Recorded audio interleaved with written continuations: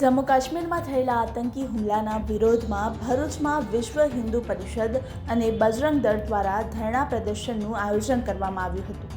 જમ્મુ કાશ્મીરમાં પહેલગામમાં આતંકી હુમલાના ઠેર ઠેર ઘેરા પ્રત્યાઘાતો પડ્યા છે, ત્યારે ભરૂચમાં પણ વિશ્વ હિન્દુ પરિષદ અને બજરંગ દળ દ્વારા શહેરના 5 વત્તી વિસ્તારમાં ધરણા પ્રદર્શનનું આયોજન કરવામાં આવ્યું હતું, જેમાં ભરૂચના ધારાસભ્ય રમેશ મિસ્ત્રી, ભરૂચ જિલ્લા ભાજપના પ્રમુખ પ્રકાશ મોદી, પૂર્વ પ્રમુખ મારુતિસિંહ અટોદરિયા, જિલ્લા પંચાયતની બાંધકામ સમિતિના ચેરમેન ધર્મેશ મિસ્ત્રી સહિતના આગેવાનો અને વિશ્વ હિન્દુ પરિષદના કાર્યકરો મોટી સંખ્યામાં જોડાયા હતા।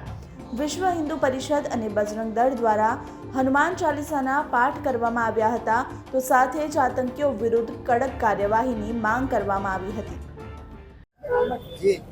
વિશ્વ હિન્દુ પરિષદ એ 22 તારીખે થયેલા હુમલાને ફક્ત આતંકવાદી હુમલો નથી કહેતું, પણ જેહાદી આતંકવાદી હુમલો કહે છે। અને એટલા માટે કહે છે કે જે જગ્યાએ હુમલો થયો એ પહેલગામમાં હિન્દુઓને અલગ કરીને મારી નાખવામાં આવ્યા છે। જેને કલમા ના આવડે તેને મારી નાખવામાં આવ્યા છે, જેને સુન્નત ના કરાવી હોય તેમને મારી નાખવામાં આવ્યા છે। એનો અર્થ એ છે કે હવે તમારે જો 90% વસ્તી વિધર્મીઓની હશે, ત્યાં જતા પહેલા 10 વખત વિચાર કરવો પડશે। અને જો આ પરિસ્થિતિ કાશ્મીરમાં થઈ, એવી જ પરિસ્થિતિ બંગાળમાં થાય, એવી જ પરિસ્થિતિ અનેક જગ્યાએ થાય, તો એનો અર્થ એ છે કે આ જેહાદી માનસિકતા ધરાવતા આતંકવાદીઓને પનાહ આપનાર, રાખનાર, સંતોષનાર અને એમને પ્રોત્સાહન આપનાર લોકોની સંખ્યા પણ ભારતમાં પાકિસ્તાન પ્રેમીઓ ઘણા બધા છે।